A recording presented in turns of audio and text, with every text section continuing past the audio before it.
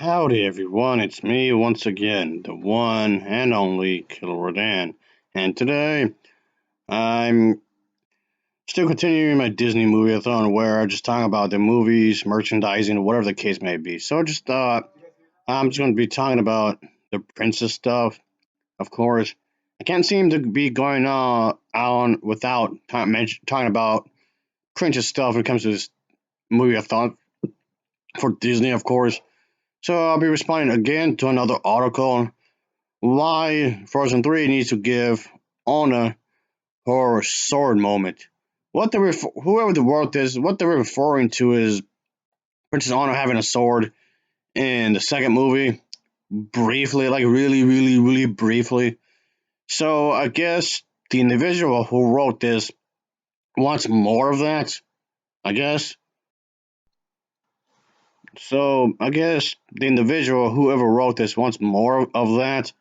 And just so you know, folks, these movies are not connected to the one TV show, even though they do star the same characters and whatnot. And it's more of a hypothetical kind of a thing, even though it's a bit of a head scratcher in some ways.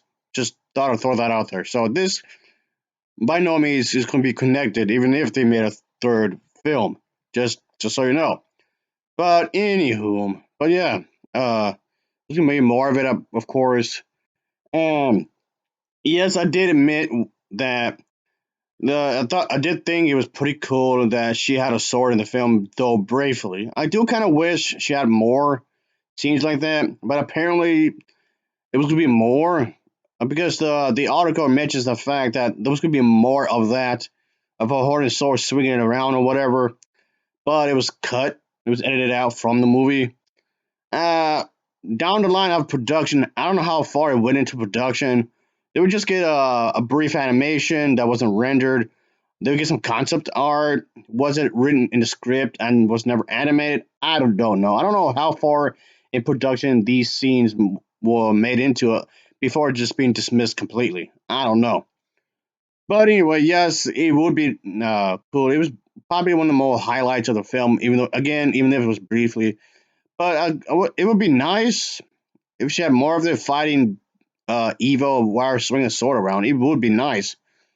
But I guess that's what the article is trying to say. I guess it would be nice to have it more. So again, just like the previous articles, which I've mentioned, that it is just more of a could, would, should, maybe, would, probably, definitely, maybe kind of attitude. It's not confirming. Nobody's confirming anything like at all. But so yeah, just that. There's not going to be a third movie, of course. Like I said before, there's not going to be a third movie. But this article is just suggesting that Frozen 3 should continue on its character development. I don't know how giving her a sword is going to do that exactly. Like at all, I don't know how that's going to work out specifically, but okay. So yeah, also point out the obvious that Anna doesn't have any powers. Like okay, so just trying to bring this up, of course, or whatnot. And some people felt that this would have made them more of a formidable fighting team. She had the sword, and Elsa has the powers, and of course, Kristoff has the reindeer, of course. Um, I mean, okay, I won't exactly call her weak by any means because she has her own strengths, despite powers, of course.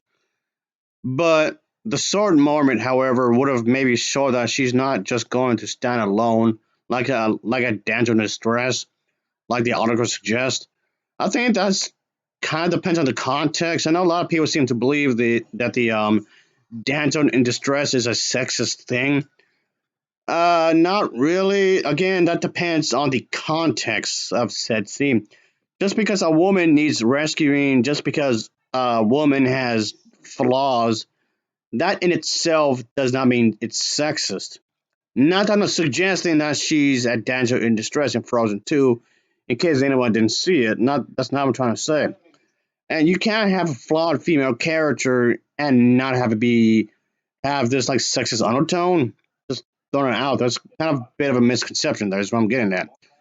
And so yeah, in the Frozen franchise, the way that these films broke expectations about female leads, which is mentioned in the article in Frozen One and Two, Anna doesn't just wait around for someone else to save the day. She just steps up and does it herself, which again the article brings up.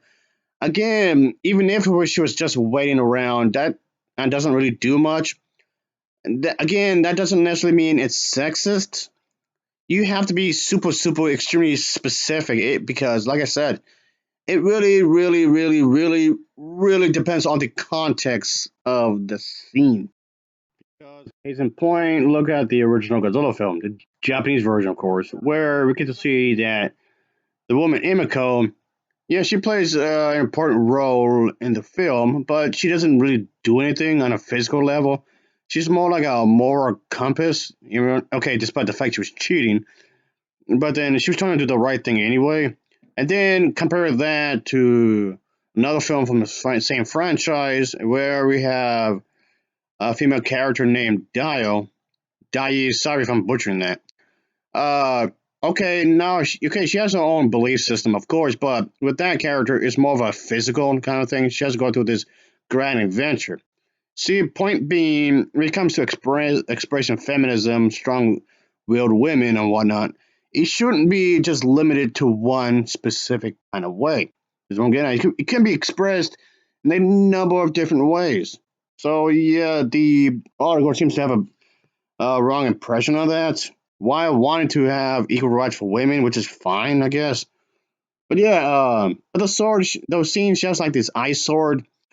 Yeah, I do admit, I kind of like I was saying, I do wish it could have done more. It would have been nice if she had her own epic moment in some ways, of course. I know the trailers kind of made it seem like it was going to be far more epic than what it was in the film. So yeah, it might be led to being bit disappointment because of that.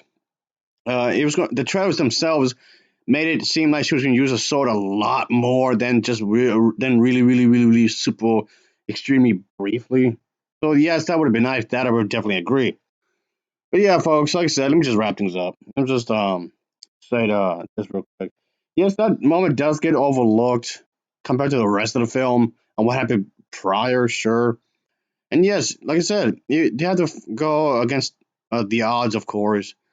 And but yeah, let's just I guess uh, tie things up, right? Because I do want to make this short. I don't know, folks. This article just making maybe they should do this, maybe they should do that. I'm making more of a highlight drive to keep going for Princess Anna and have that be more concrete. Apparently, like it wasn't already. So that's a bit confusing. That's kind of odd way to put it. More of a concrete drive, like she wasn't already in the previous two films, because there was actually some growth within that character, even those films, of course. So that seems odd. Anyway, okay, that's it, folks. That's all I'm gonna say because there's not really much else to say about this article. It just seems odd. Anyway, later. Thanks for watching, folks. Yeah.